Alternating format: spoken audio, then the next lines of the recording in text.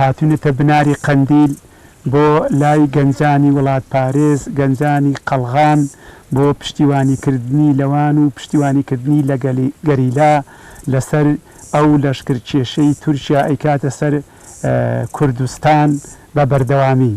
بۆیە ئێمەش وەک پێشمەرگە دێرینەکان لە ڕابردوو خەبات و تێکۆشانمان بۆ گەل و نیشتیمان بوو، هەروها لە داهاتووشە هەر لە سەنگەری میلەتەکەمانە درێژە بە خەبات و تێکۆشانی خۆمانە دەین. ئەمڕۆ لە بناری چای قەندیلی سەربەڵندەوە هەڵوێستی خۆمان ڕادەگەیەنین.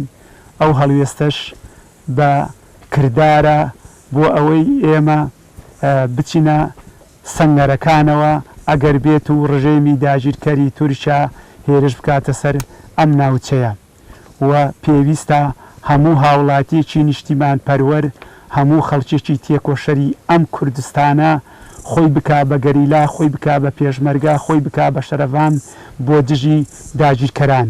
ئێمە ئەبێ یەکێتی خاچی کورد و یەکێتی نەتەوەیمان بپارێزین، ئەویش بە هەوێنی یەکڕیزی گەلەکەمان و لایەنە سیاسیەکانە.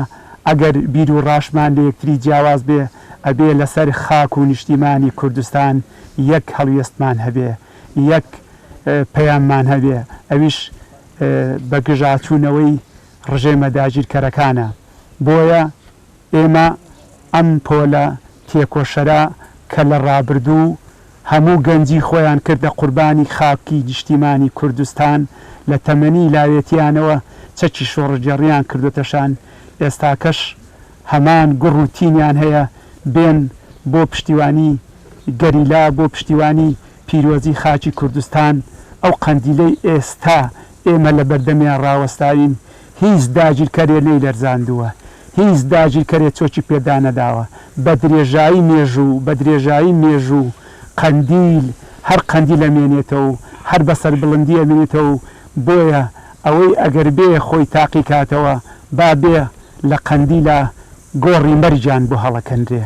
بۆیە جارێتر دوژمن نابێ بیر لەوە بکاتەوە بێ قەندیلیش وەکو شوێنەکانی کە لێوکە.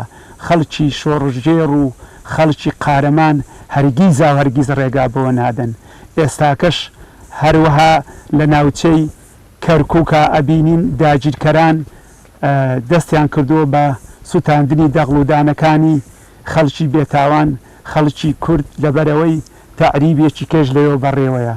بۆیە پێویستە ئێمە وەکو هێزە سیاسیەکان، وەکو خەڵکی نیشتیمان پەروەر، وەکو ئەوانەی خەمخۆری خاک و وڵاتین ئەبێ لە هەموو شوێنێ دژی داگیرکەران بوەستینەوە و بۆیە پێویستە ئێمە درێژە بەو خەباتە بدەین.